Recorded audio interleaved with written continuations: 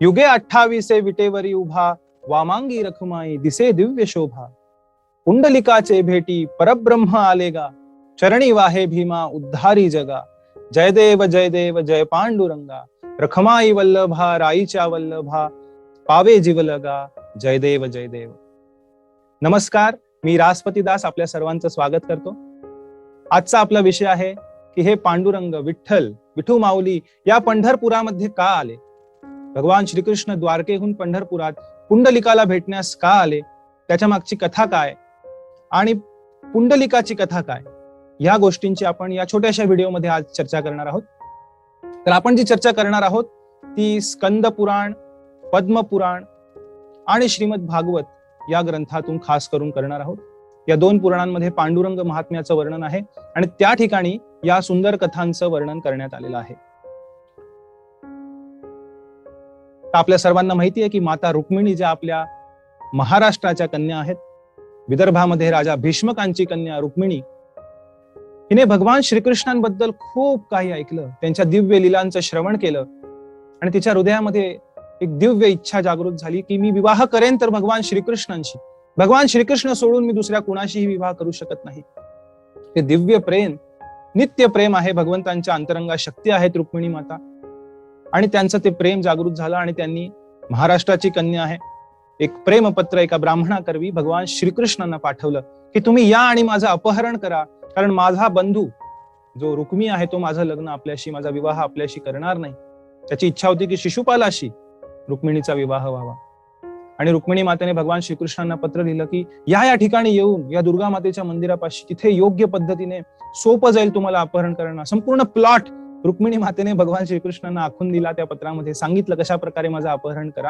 आणि खूप सुंदर वर्णन आहे श्रीमद भागवतामध्ये 10व्या स्कंधात 52व्या 53व्या अध्यायामध्ये. रुक्मिणी माता त्या पत्रामध्ये जे ब्राह्मणाकरवी भगवान श्रीकृष्णांना पाठवलं त्यामध्ये म्हणतात, श्रुत्वा गुणान भुवन सुंदर शृण्वतां ते, निर्विश्य कर्ण विवरैर हरतोंगतापम, रूपम दृशाम दृशिमताम अखिलार्थ लाभम, त्वय्यच्युता विशति चित्तम पत्रपम मे. तुमच्याबद्दल ऐकून माझ्या हृदयामध्ये जी ओढ निर्माण झाली आहे, त्यामुळे तुम्ही या आणि माझं अपहरण करा. आणि भगवान श्रीकृष्णांची ही दिव्य इच्छा होती की माता रुक्मिणीला त्यांची पत्नी म्हणून स्वीकार करावं. तेव्हा भगवान श्रीकृष्णांनी माता रुक्मिणीचं हरण केलं आणि त्यांना घेऊन द्वारकेमध्ये घेऊन आले आणि तिथे त्यांचा विवाह झाला. पण विवाह झाल्यानंतर सुद्धा भगवान श्रीकृष्ण यांच्या ज्या बालपणीच्या लीला होत्या वृंदावनात जवळपास 11.5 वर्ष भगवान श्रीकृष्ण राहिले. तर त्या वृंदावनातील मधुर लीला आणि तिथल्या भक्तांप्रती जे प्रेम भगवंतांच्या हृदयात होतं, आणि खास करून वृंदावनातील ज्या गोपी आहेत आणि श्रीमती राधाराणी खास करून यांच्याबद्दल जे प्रेम होतं भगवंतांच्या हृदयामध्ये, ते काहीसं दिव्य होतं. त्यामुळे जरी ऐश्वर्यशाली द्वारकेमध्ये भगवान श्रीकृष्ण राहत असले तरी त्या मधुर लीलांचं वृंदावनातील त्यांना नेहमी स्मरण व्हायचं. आणि असंच वर्णन आहे की एकदा भगवान श्रीकृष्णांच्या इच्छेखातर त्यांच्या स्मरणाद्वारे श्रीमती राधाराणी स्वतः द्वारकेत प्रकट झाल्या आणि अनेक वर्षानंतर भेटल्यामुळे भगवान श्रीकृष्णांनी त्यांना अतिशय जवळ बसून घेतला आणि ते हितगुज करू लागले, बोलू लागले. आणि त्याच वेळेस नेमकी रुक्मिणी माता त्या महालामध्ये प्रविष्ट झाली आणि तिने पाहिलं की अशा प्रकारे त्यांचे पती भगवान श्रीकृष्ण हे राधाराणी सोबत, श्रीमती राधाराणींसोबत एका आसनावरती बसलेले. तेव्हा रुक्मिणी माता ही रुसली. तिला खूप वाईट वाटलं की मी असं प्रेम भगवान श्रीकृष्णांना देऊ शकत नाही. त्यामुळे ती तपश्चर्या करण्यासाठी रुसून की मला पुन्हा भगवंतांचं प्रेम असं प्राप्त व्हावं, म्हणून ती जेव्हा पत्नी रुसते तेव्हा कुठे जाते? माहेरी जाते. मग रुक्मिणी माता माहेरी आल्या, म्हणजेच महाराष्ट्रात आल्या, पण त्या विदर्भात नाही गेल्या, त्या आपल्या इथे आल्या आणि ते दिंडीर वनामध्ये येऊन तपस्या करू लागल्या. तर हे दिंडीर वन म्हणजे या आपल्या फोटोमध्ये आपल्याला दिसतंय ते. तुम्ही म्हणाल अरे हे तर पंढरपूर, तर पंढरपुराचंच नाव आहे दिंडीर वन. तर ह्या पंढरपुराला हे दिंडीर वन नाव पडण्यामागे ही एक कथा आहे. पूर्वी एक दिंडी रव नावाचा एक महादैत्य होता. हा खूप क्रूर, अकराळ, विकराळ असा दैत्य होता आणि त्याने आधी खूप तपश्चर्या करून वेगवेगळ्या देवी देवतांना प्रसन्न करून त्यांच्याकडनं खूप सारे वरदान प्राप्त करून घेतले. आणि त्याची प्रवृत्ती पहा. ज्यांच्याकडनं वरदान मिळालं त्यांनाच त्रास द्यायला सुरुवात केली, या देवी देवतांना त्रास द्यायला सुरुवात केली. 14 भुवन त्याच्या त्रासाने वैतागले होते, त्रासले होते. त्राही त्राही, आमचं रक्षण करा म्हणून इंद्रदेवांकडे केले. आणि इंद्रदेव सर्व देवी देवतांना घेऊन नेहमीप्रमाणे, जेव्हा, कारण भक्त आहेत भगवंतांचे, जेव्हा समस्या येते तेव्हा सर्वजण भगवान विष्णूंकडे गेले आणि त्यांना प्रार्थना करू लागले की आम्हाला वाचवा. हा दिंडीरव दैत्य, महादैत्य खूप अकराळ विक्राळ क्रूर आहे, सर्वांना त्रास देत आहे. आणि भगवान विष्णूंची प्रार्थना केल्यानंतर भगवान विष्णूंनी त्यांना आश्वासन दिलं की ठीक आहे, काळजी करू नका, मी सर्व काही करेन. मी एका रूपामध्ये प्रकट होईन. माझ्या अंशामध्ये राजा श्रीचंद्र यांच्या घरामध्ये मी मल्लिकार्जुन या नावाने प्रकट होईन. तेव्हा राजा श्रीचंद्र ही तपश्चर्या करत होते. भगवान शिवजींना त्यांनी प्रसन्न करून घेतलं आणि भगवान विष्णूंसारखा एक पुत्र व्हावा अशी प्रार्थना केली. तेव्हा शिवजींनी त्यांना वरदान दिलं आणि त्यावेळेस भगवान विष्णू त्यांच्या एका अंश अवतारामध्ये या राजा श्रीचंद्र यांच्याकडे पुत्र म्हणून अवतरले आणि मल्लिकार्जुन असं त्यांचं नाव होतं. आणि एकदा 20 वर्षाचे असताना ते एकदा शिकारीसाठी वनामध्ये गेले होते. तेव्हा तिथे दिंडीरव दैत्य त्यांना दिसला आणि त्यांच्यामध्ये घमासान युद्ध झालं. असं वर्णन आहे की वर्षानुवर्ष ते युद्ध चाललं आणि त्यानंतर, त्या महाभयंकर युद्धानंतर एका लोखंडी गदेने या मल्लिकार्जुन, जो भगवान विष्णूंचे अंश अवतार होते, त्यांनी त्या दिंडीरवाच्या डोक्यावर प्रहार केला आणि त्यावेळेस त्या दिंडीरवाने आपले प्राण त्यागले. पण प्राण त्यागताना दिंडीरव मोठ्याने हरी हरी त्याच्या हृदयातनं आवाज आला आणि त्याने भगवंतांना पुकारलं, हरी हरी. आणि त्याच क्षणी भगवान विष्णू त्यांच्या पूर्ण रूपामध्ये त्याच्या समोर प्रकट झाले आणि त्यांनी विचारलं की तू माझ्या नावाचा धावा केलेला आहेस, तुला काय हवं ते माग. तेव्हा दिंडीरवाने वरदान मागितलं विष्णूंकडे. तो म्हणाला की ही जागा माझ्या नावाने प्रसिद्ध व्हावी आणि इथे आपला वास असावा. तेव्हा भगवंतांनी त्याची इच्छा पूर्ण केली. तो हेही म्हणाला की ह्या जागेला लोहदंड तीर्थ असंही नाव द्यावं किंवा लोहदंड क्षेत्र असं नाव मिळावं, तेही नाव देण्यात आलं. अशा प्रकारे पंढरपुराला हा दिंडीरव राक्षस आणि त्याचं वन म्हणून दिंडीरव वन असं नाव पडलं आणि नंतर तो व एकत्र झाला आणि दिंडीर वन असं नाव या क्षेत्राला पडलं. म्हणून पंढरपुराला दिंडीर वन, लोहदंड क्षेत्र, गदातीर्थ, सूर्यतीर्थ अशी ही नावं आहेत शास्त्रांमध्ये. तर अशा प्रकारे भगवान श्रीकृष्ण दिंडीर वनात आले. खरं तर रुक्मिणी मातेला परत घेऊन जाण्यासाठी, त्यांचा रुसवा दूर करण्यासाठी, त्यांना प्रसन्न करण्यासाठी, त्यांची समजूत घालण्यासाठी भगवान श्रीकृष्ण आले होते. पण रुक्मिणी मातेला जेव्हा भेटायला आले भगवान श्रीकृष्ण, तेव्हा त्यांना त्यांच्या एका भक्ताची आठवण झाली, जो याच क्षेत्रामध्ये राहत होता आणि आपल्या सर्वांना माहिती आहे त्या महान भक्तांचं नाव आहे भक्त पुंडलिक. तर या पुंडलिकास दर्शन देण्यासाठी भगवान श्रीकृष्ण त्या ठिकाणी पुंडलिकांच्या घरापाशी गेले. पण हे पुंडलिक कोण आहेत, तर याचंही वर्णन पुराणांमध्ये करण्यात आलेलं आहे. तर भक्त पुंडलिक यांच्या जीवनाची कथा सांगण्यात आलेली आहे की या लोहदंड क्षेत्रामध्ये किंवा दिंडीर वनामध्ये, या ठिकाणी जिथे आज पंढरपूर आहे, त्या ठिकाणी एक खूप पवित्र, खूप शुद्ध मनाचे भगवत भक्त असे ब्राह्मण, ज्यांचं नाव होतं जानुदेव आणि त्यांच्या पत्नीचं नाव होतं सत्यवती, हे राहत होते. आणि पुंडलिक हे त्यांचे पुत्र. खरं त्यांचं नाव पुंडरीक आहे शास्त्रांमध्ये. पुंडरीक उवाच असं वर्णन आहे. तर पुंडरीकचं नंतर पुंडलिक झालं. र ल अभेद संस्कृत मध्ये आहे. र ठिकाणी ल वापरला तो कधी कधी. तसं प्रहराद उवाच असंही आहे श्रीमद भागवतामध्ये. प्रल्हादच्या ऐवजी प्रहराद असाही उच्चार होतो. तर हे पुंडरीक किंवा पुंडलिक हे जानुदेव आणि सत्यवती यांचे पुत्र होते. जरी पांडुरंग त्यांच्या भेटीसाठी आले तरी लहानपणी ते अत्यंत वाईट स्वभावाचे होते. आई वडिलांना खूप त्रास द्यायचे, त्यांचं ऐकायचे नाही, त्यांचा अपमान करायचे. आई वडिलांचं धन त्यांनी पूर्ण वाया घालवलं. त्यांनी खूप त्रास दिला आई वडिलांना आणि अजिबात त्यांचं ऐकत नसत. त्यांना वाटलं की त्याचं लग्न करावं, लग्नानंतर तो सुधारेल. पण लग्न झाल्यानंतरही तसेच कार्यक्रम या पुंडलिकाने चालू ठेवले. त्यामुळे या पुंडलिकाला वैतागून, कंटाळून आई वडिलांनी निर्णय घेतला की आता आम्ही काशी दर्शनासाठी निघून जातो आणि जर तिथे सोय झाली तर आपण तिथेच राहूया. या पुंडलिकाच्या वैतागाला पूर्णपणे कंटाळले होते आणि त्यांनी काशीला जाण्याचा निर्णय घेतला आणि ते निघाले. आणि ते काशीला जात असताना पुंडलिकाने अजिबात विचार केला नाही की हे आई वडील निघून चालले, त्यांना थांबवावं, काही नाही. आणि आई वडील काशीला जाण्यासाठी निघून गेले. आणि काही दिवसांनी गावातील काही लोक काशीला जाण्यास निघाले होते. तेव्हा पुंडलिक म्हणाला, सगळे काशीला चाललेत, काय काशीमध्ये जाण्यात एवढं, चला मी पण काशीला जातो. असा विचार त्याने, लहरी स्वभावाचा होता पूर्ण, त्याने विचार केला चला मी काशीला जातो. आणि बायकोला घेऊन तो काशीला जाण्यास निघाला घोड्यावरती बसून. जाताना आई वडीलही दिसले, पण पाहिलं नाही आई वडिलांकडे, पुढे निघून गेला. आणि रस्त्याने जाता आता थकले होते, रात्रीच्या मुक्कामाची वेळ होती. आत्तासारखं नाही विमानाने काशीला गेलं किंवा ट्रेन मधून गेलं, नाही, चालत जायचे लोक तेव्हा, किंवा घोड्यावरून जायचे, अनेक दिवस लागायचे जाण्यासाठी. तेव्हा एके दिवशी संध्याकाळी मुक्कामासाठी जागा कुठे मिळते का हे पाहण्यासाठी ते थांबले होते. तेव्हा त्यांना एक आश्रम दिसला आणि त्यांनी विचार केला की या आश्रमात मुक्काम करावा पुंडलिकाने. आणि तो थांबला तिथे, त्याने पाहिलं अतिशय सुंदर असा आश्रम होता. त्याने माहिती काढली, तो आश्रम होता कुक्कुट मुनी यांचा. तर या कुक्कुट मुनींची चर्चा आहे शास्त्रांमध्ये. महान अतिशय भगवत भक्त होते, त्या आश्रमात राहत होते. तर त्या कुक्कुट मुनींच्या आश्रमात पुंडलिक आला आणि त्याने कुक्कुट मुनींशी थोडासा वार्तालाप केला. त्यांना विचारलं की काय आहे, रस्ता कुठे काशीला जाण्याचा, कसा. कुक्कुट मुनी म्हणाले, मी कधी काशीला गेलो नाही, मी इथेच राहतो. तेव्हा पुंडलिक काहीसा लहरी स्वभावाचा होता, त्याने थोडासा अपमान केला त्यांचा, काही बोलला त्यांना, आणि तरी त्यांनी तिथे राहण्याची व्यवस्था केली आणि तिथे तो झोपी गेला. काही फारसा चांगला बोलला नाही कुक्कुट मुनींशी.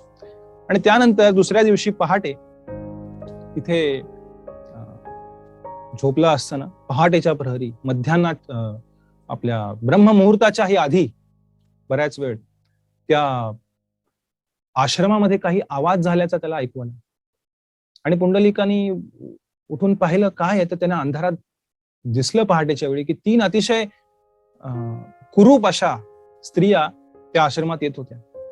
आणि त्या पुंडलिक त्यांच्याकडे पाहत होता. तो खूप घाबरला, अरे बापरे, कोण आहे त्या स्त्रिया, इतक्या कुरूप विचित्र दिसणाऱ्या अशा आहेत. आणि तो पाहत राहिला. तर त्या 3 स्त्रिया आत आल्या आश्रमामध्ये आणि त्या हातात झाडू घेऊन झाडू लागल्या. त्यानंतर त्यांनी सडा संमार्जन केलं, आश्रम साफ केला. आणि बाहेर निघताना त्या अतिशय सुंदर तेजस्वी रूप त्यांना प्राप्त झालं आणि त्या बाहेर पडू लागल्या आश्रमातून त्यांची सेवा झाल्यानंतर. तेव्हा पुंडलिकाला राहावलं नाही, म्हणजे हे काय, जाताना एवढ्या कुरूप एवढ्या विचित्र दिसत होत्या आणि आता एवढ्या सुंदर तेजस्वी रूप त्यांनी धारण केलेलं. तेव्हा त्यांनी त्यांना थांबवलं. ते म्हणले, थांबा.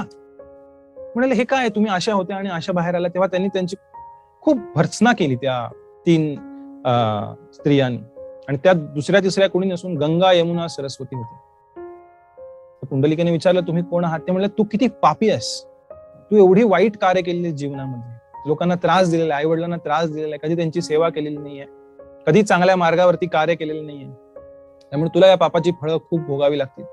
तेव्हा तो खूप गहिवरला, त्याला खूप वाईट वाटलं. त्या पुंडलिकाला उपरती झाली की किती चुकलं माझ्या आयुष्यात, मी किती पाप केलं. कारण त्यांनी पाहिला चमत्कार की अशा प्रकारे भक्तांची सेवा केल्यानं गंगा, यमुना, सरस्वती. तेव्हा त्याने विचारलं त्यांना, मला माफ करा, क्षमा करा, पण मला सांगा तुम्ही कोण आहात? तेव्हा त्या म्हणाल्या की आम्ही गंगा, यमुना, सरस्वती आहोत आणि सर्व लोक आमच्यामध्ये येऊन स्नान करतात आणि आम्हाला प्रदूषित करतात त्यांच्या पापांद्वारे. आणि आम्ही पापमुक्त होण्यासाठी या कुक्कुट मुनी, या महान भक्तांची, भगवत भक्तांची सेवा करण्यासाठी इथे येतो रोज. आणि इथे येऊन आम्ही सडा संमार्जन करून अशा प्रकारे आमचं पाप या सेवेद्वारे धुवून जात, अशी त्यांनी पुंडलिकास माहिती दिली. हे सर्व ऐकून पुंडलिकाचं हृदय द्रवलं, त्याच्या हृदयामध्ये परिवर्तन झालं. आणि त्यानंतर कुक्कुट मुनींची कृपा झाली, त्याने त्यांची सेवा केली आणि त्यांच्या सहवासात राहिला. त्यांच्याद्वारे त्याच्या हृदयाचं परिवर्तन झालं. आणि त्यानंतर कुक्कुट मुनींचे आशीर्वाद घेऊन पुंडलिक पुन्हा पंढरपुरात आला आणि पुंडलिकाचा स्वभाव पूर्णपणे बदलून गेला. या भगवत भक्ताच्या सहवासांमुळे, गंगा, यमुना, सरस्वती यांच्या आशीर्वादामुळे पुंडलिकाचं जीवन पूर्णपणे बदललं. आणि हा मुलामध्ये झालेला बदल ऐकून जानुदेव आणि सत्यवती हे परत आले पंढरपुरात आणि पुंडलिकासोबत राहू लागले. आणि त्यानंतर पुंडलिक त्याच्या महान भगवत भक्त असलेल्या अशा आई वडिलांची सेवा आणि कृष्ण भक्ती करू लागला. तर अशी ही पुंडलिकाची कथा थोडक्यात. यांना भेटण्यासाठी भगवान श्रीकृष्ण हे द्वारकेहून पंढरपुरात आले, दिंडीर वनात आले. तर काही विद्वानांच्या मते पुंडलिक आधीच्या जन्मात कोण होता याची कथा आहे, जी श्रीमद भागवतामध्ये सुद्धा आहे. राजा मुचुकुंद यांची कथा. राजा मुचुकुंदांनी देवी देवतांसाठी खूप काळ युद्ध केलं आणि देवी देवता प्रसन्न झाल्या त्यांच्यावरती आणि त्यांना वरदान मागितलं. तेव्हा त्यांनी खूप मोठा काळ झोपण्याचं वरदान मागितलं की मला आता खूप थकलोय, मला झोपायचंय. आणि अजूनही वर्णन आहे एका ठिकाणी असं की हरिवंशामध्ये वर्णन आहे की त्यांनी असंही वरदान मागितलं की जो मला उठवेल झोपेतनं, त्याला जेव्हा मी पाहेन माझ्या दृष्टिक्षेपानं तो व्यक्ती जळून भस्मसात होईल, असंही वरदान त्यांनी मागितलं. तर हे मुचुकुंद महाराज हे राजा मांधाता यांचे पुत्र होते, इक्ष्वाकू कुळामध्ये जन्मलेले. आणि अशा प्रकारे वरदान प्राप्त करून एका गुहेमध्ये गेले आणि झोपी गेले. आणि तेव्हा इथे भगवान श्रीकृष्णांवर जरासंध आक्रमण करत होता आणि एकदा कालयवनाला घेऊन, या दैत्याला घेऊन भगवान श्रीकृष्णांवर आक्रमण केलं. थोडक्यात सांगायचं झालं तर कालयवन भगवान श्रीकृष्णांचा पाठलाग करू लागला आणि भगवान श्रीकृष्ण चालत चालत अगदी आरामात येत होते आणि कालयवन धावत होता, पण भगवंतांना पकडू शकला नाही. आणि भगवान श्रीकृष्ण या गुहेमध्ये आले आणि त्यांनी त्यांचा शेला झोपलेल्या मुचुकुंदांवर पांघरला आणि ते लपून बसले एका ठिकाणी. आणि अशा प्रकारे जेव्हा कालयवन आत आला, त्याला वाटलं की हे भगवान श्रीकृष्ण आहेत, मला घाबरून पळून आले गुहेमध्ये आणि आता झोपी गेले. त्याने जोरदार लाथ मारली त्यांच्या कंबरड्यावर आणि ते झोपलेले होते मुचुकुंद महाराज ते उठले आणि त्यांच्या दृष्टिक्षेपानं हा कालयवन दैत्य जळून भस्मसात झाला. आणि तेव्हा भगवान श्रीकृष्णांना खूप सुंदर प्रार्थना मुचुकुंद राजा अर्पण करतात. तेव्हा भगवान श्रीकृष्ण म्हणतात, काय वरदान हवंय? ते म्हणाले, माझ्या समोर इथे तुम्ही राहा, मी तुमचं दर्शन घेऊ इच्छितो. तेव्हा भगवान श्रीकृष्ण म्हणाले, तुझ्या पुढच्या जन्मामध्ये तुझी इच्छा मी पूर्ण करेन. अशा प्रकारे काही विद्वानांच्या मते हे पुंडलिक होते, तेच त्यांच्या पूर्वीच्या जन्मी, आधीच्या जन्मी हे राजा मुचुकुंद होते. राजा मुचुकुंद पुंडलिकाच्या रूपामध्ये पुढच्या जन्मी त्यांनी ह्या दिंडीरवनामध्ये जानुदेवांच्या घरी जन्म घेतला. तर भगवान श्रीकृष्ण आले होते रुक्मिणी मातेचा रुसवा घालवण्यासाठी, पण इथे आले ते पुंडलिकाला भेटण्यासाठी. आणि पुंडलिकास दर्शन दिलं, त्याचंही वर्णन आहे खूप सुंदर. पुंडलिक पाठमोरा बैसला चरणधूत मातेचे. पाठमोरे बसले होते पुंडलिक घरामध्ये दरवाजाकडे पाठ करून. अचानक काय झालं? कोटी सूर्याची प्रभा तैसा लक्ष्मीनायक उभा.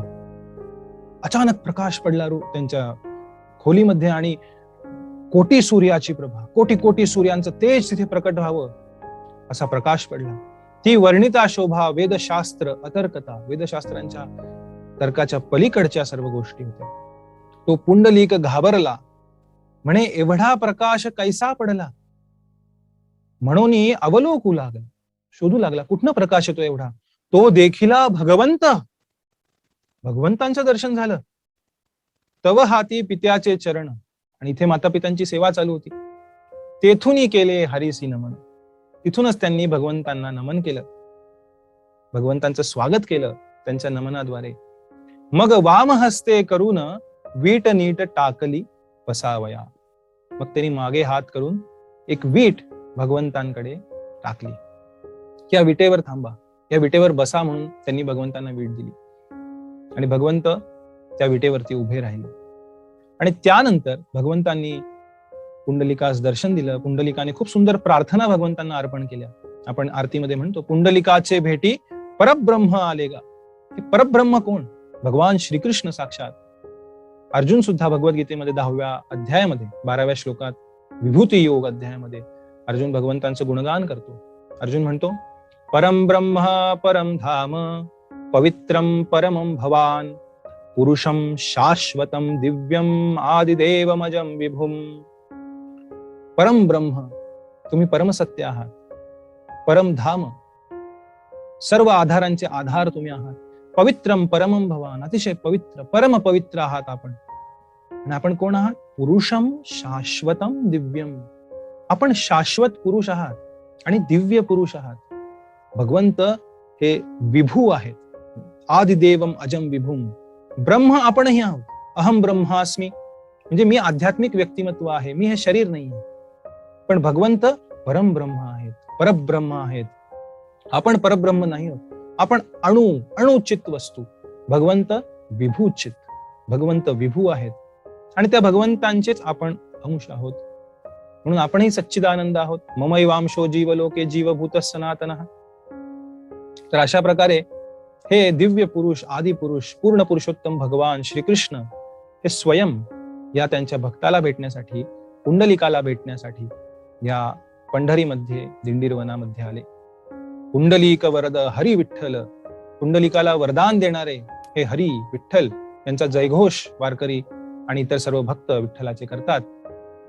तर स्कंद पुराणामध्ये वर्णन आहे, खूप सुंदर वर्णन आहे. भगवंत आणि पुंडलिक यांच्यामधला संवाद आहे.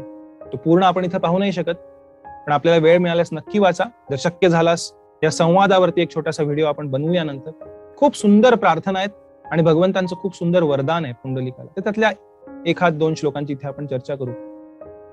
भगवान विठ्ठल, भगवान श्रीकृष्ण पुंडलिकाला उद्देशून म्हणाले, आगतोहम वरान दातुम प्रीत्या ते मुनी सत्तम पित्रोराराधनात तस्मात् प्रसन्नोस्मी न संशयः. आगतः अहम वरान दातुम, तुला वर प्रदान करण्यासाठी मी आलेलो आहे पुंडलिक. प्रीत्या ते मुनी सत्तम, तुझ्या प्रीतीद्वारे, प्रीत्या तुझ्या प्रीतीद्वारे मी इथे प्रकट झालेलो आहे. माझ्या प्रती तुझ्या हृदयामध्ये जे प्रेम आहे त्यामुळे इथे प्रकट झालेलो आहे. पित्रो आराधनात तस्मात, आई वडिलांची जी सेवा तू करत आहेस, जे महान भगवत भक्त आहेत, माझे महान भक्त आहेत, त्यांच्या आराधना, त्यांच्या सेवेद्वारे प्रसन्न अस्मी, मी प्रसन्न आहे. न संशय, याच्या बाबतीत संशय नाही. तुला काय वरदान हवंय ते माग. तेव्हा खूप सारे श्लोक आहेत त्याच्यामध्ये भक्त पुंडरीक किंवा भक्त पुंडलिक भगवंतांना उद्देशून खूप सुंदर तिथे प्रार्थना ते अर्पण करतात. त्या एका श्लोकामध्ये ते सांगतात, खूप महत्वाचा पहिलाच श्लोक आहे त्यांचा, तो आपण इथे पाहूया. पुंडरीक म्हणतात, न याचेहं वरान देव विषयान क्षणभंगुरान कल्पवृक्षे प्रसन्ने तू कुष्मांडानिव दुर्भगः. न याचेहं वरान देव, मी तुम्हाला कुठलाही वर मागत नाही भगवंत. म्हणजे भौतिक स्तरावरती कुठलाही वर मला नकोय. का? विषयान क्षणभंगुरान, हे विषय, इंद्रिय विषय जे आहेत ते क्षणभंगुर आहेत, आज आहेत उद्या नाहीत. भौतिक स्तरावरचं सुख क्षणभंगुर आहे, अनिश्चित आहे, मी त्याची इच्छा करत नाही. तुम्ही प्रसन्न झालेला आहात. कल्पवृक्षे प्रसन्ने तू, जेव्हा एखादा कल्पवृक्ष प्रसन्न झाला असेल तुमच्यावरती, कुष्मांड कोण मागेल? कुष्मांड म्हणजे भोपळा. जेव्हा कल्पवृक्ष प्रसन्न झालाय तेव्हा भोपळा मागून एखादा दुर्भागी मनुष्यच असं वर मागेल, एखादा मूर्ख मनुष्य असं वर मागेल. त्यामुळे तुम्ही कल्पवृक्षा समान आहात. तुम्ही जेव्हा प्राप्त झालात तेव्हा बाकीच्या अशा छोट्या मोठ्या गोष्टींची काय गरज आहे भौतिक स्तरावरची. अशीच प्रार्थना ध्रुव महाराजही अर्पण करतात जेव्हा भगवंत त्यांच्या समोर प्रकट होतात की मला हे काचेचे तुकडे नको आहेत, मला आता दिव्य रत्न प्राप्त झालेले आहे तुमच्या रूपामध्ये. स्थानाभिलाषी तपसी स्थितोहम त्वां प्राप्तवान देव मुनींद्र गुह्यम काचन विचिन्वन अपि दिव्य रत्नम स्वामीन कृतार्थोस्मी वरम न याचे. हा भक्ताचा भाव आहे. स्वामीन कृतार्थोस्मी वरम न याचे, मला भौतिक स्तरावरती कुठलीही प्रलोभन दाखवू नका, मला कुठलाही वर नकोय, मला तुम्ही प्राप्त झालेला आहात. काचन विचिन्वन अपि दिव्य रत्नम. तर हाच भाव इथे भक्त पुंडलिक भगवंतांसमोर प्रकट करत आहेत की मला कुठलाही वर नकोय. भौतिक स्तरावर जरी कुठलाही वर मागितला नाही पुंडलिकांनी, तरी त्यांनी वर मागितला भगवंतांना. ते म्हणाले की ज्याप्रमाणे तुम्ही तुमच्या या सुंदर दिव्य दर्शनाद्वारे माझा उद्धार केलेला आहे, तसाच उद्धार तुम्ही सर्व जीवात्म्यांचा करा. तुम्ही इथेच उभे राहा या दिंडीर वनामध्ये, या पंढरपुरामध्ये, आणि तुम्हाला भेटण्यास येणाऱ्या सर्व जीवात्म्यांचा असाच उद्धार करा. त्यांच्या प्रार्थनेत पुढे पुंडलिक म्हणतात, पश्यन्तु सर्वभूतानि भक्तवत्सलतां तव देवानाम अपि दुष्प्राप्यम. देवांनाही दुष्प्राप्य अशी आपली कृपा या सर्व जीवात्म्यांना आपल्याला भेटण्यासाठी येणाऱ्यांना द्या, आणि ती आपल्या सर्वांसाठी उपलब्ध आहे. पुंडलिक म्हणतात, संसार सागरे घोरे मज्जताम दुःखी जीवनम. या संसार सागरामध्ये मज्ज, बुडलेले सर्व लोक, दुःखी जीवन आहे सर्वांचं. त्या सर्वांचा उद्धार आपण आपल्या दर्शनाने करा. त्रातारमिह भूतानि दृष्ट्वा गच्छन्तु ते पद. तुमच्या दर्शनाद्वारे ते आपल्या धामाला प्राप्त होतील, जिथे दिव्य प्रेममयी आनंदामध्ये हे जीव त्यांच्या प्रेममयी सेवेद्वारे हा आनंद प्राप्त करतील, आपल्या चरणांप्रती केलेल्या सेवेद्वारे. आणि ते अशीही प्रार्थना करतात की क्षेत्राणाम उत्तमम क्षेत्रम आज्ञाते भवतु. सर्व क्षेत्रांमधलं उत्तम क्षेत्र हे पंढरपूर क्षेत्र बनावं. ज्ञान विज्ञान हीनानाम मूढानाम पापीनाम अपि दर्शनात ते भवेत मोक्षः प्रार्थयामि पुनः पुनः. अशा मूर्ख, पापी आणि ज्ञान विज्ञान हीन लोकांना आपल्या दर्शनाद्वारे या भौतिक दुःखातून मुक्ती प्राप्त व्हावी, आपल्या चरण कमळांप्रती प्रेम प्राप्त व्हावं, अशी प्रार्थना पुंडलिक विठ्ठलांकडे करत आहेत, भगवान श्रीकृष्णांकडे करत आहेत. आणि हेच भगवान श्रीकृष्ण विठ्ठल त्यांच्या या दिव्य रूपामध्ये पंढरपुरामध्ये या दिंडीर वनामध्ये उभे आहेत, कटीवर हात ठेवून. ते निर्देश करत आहेत की माझ्या चरण कमळांप्रती जर तुम्ही आश्रय घेतलात, माझ्या भक्ती मार्गावरती जर तुम्ही लागलात, तर हा संसार सागर हा फक्त कमरे एवढाच तुमच्यासाठी राहील. तुम्ही सहज त्याला पार करू शकाल, असं भगवान श्रीकृष्ण आपल्या सर्वांना सांगत आहेत. तर अशा प्रकारे या पंढरीमध्ये भगवान श्रीकृष्ण, भगवान विठ्ठल प्रकट झाले, त्यांचा भक्त पुंडलिक याच्यासाठी. बऱ्याच वेळा इथे गैरसमज करतात लोक पुंडलिकाच्या कथेवरनं, की आई वडिलांची सेवा करणे म्हणजे सर्वोत्तम. योग्य आहे, पण आई वडिलांची सेवा करणे किंवा या भौतिक स्तरावरती, भौतिक जगामध्ये कुठल्याही व्यक्तीची सेवा करणे हा भगवत भक्तीसाठी पर्याय नाही आहे. भगवत भक्ती करणे हा प्रत्येक जीवाचा धर्म आहे, प्रत्येक जीवाचा लाभ आहे. त्याच्यामध्ये सर्वोच्च हित त्याच्यामध्ये आहे की पांडुरंगाप्रती, भगवान श्रीकृष्णांप्रती, भगवान रामचंद्रांप्रती, विष्णूंप्रती, कारण आपण त्यांचे पुत्र आहोत. या भौतिक जगतातील जे नातेसंबंध आहेत किंवा जे समाजाशी आपलं कर्तव्य आहे, त्या सर्व गोष्टी करणं ही चांगली गोष्ट आहे. पण ते केलं म्हणजे मग सर्व काही झालं माझ्या जीवनामध्ये, असा विचार चुकीचा आहे. कारण ही कुठलीही गोष्ट भगवत भक्तीसाठी पर्याय नाहीये, हे आपण लक्षात घेतलं पाहिजे या कथेवरनं. तर अशा प्रकारे अतिशय महान भक्त असलेले पुंडलिक आणि त्यांचे आई वडील हेही महान भक्त होते भगवंतांचे. त्यांनाही दर्शन दिलं भगवंतांनी. त्यांना दर्शन देण्यासाठी भगवंत इथे प्रकट झाले आणि रुक्मिणी माता अजूनही त्यांच्या मागे उभी आहे, रुसून आहे. तर अशा प्रकारे या पुंडलिकाची आणि भगवंतांची, जे विठ्ठला आपल्या पंढरपुरात प्रकट झाले, त्यांची ही कथा. आपल्या सर्वांचे खूप धन्यवाद. व्हिडिओ आपल्याला आवडला असेल तर नक्की इतरांना पाठवा, इतरांपर्यंत पोहोचवा. या छोट्याशा व्हिडिओमध्ये आपण चर्चा केली आहे, तशी खूप चर्चा करू शकतो. आपल्या सर्वांचे पुनश्च खूप खूप धन्यवाद. हरे कृष्ण, रामकृष्ण हरी.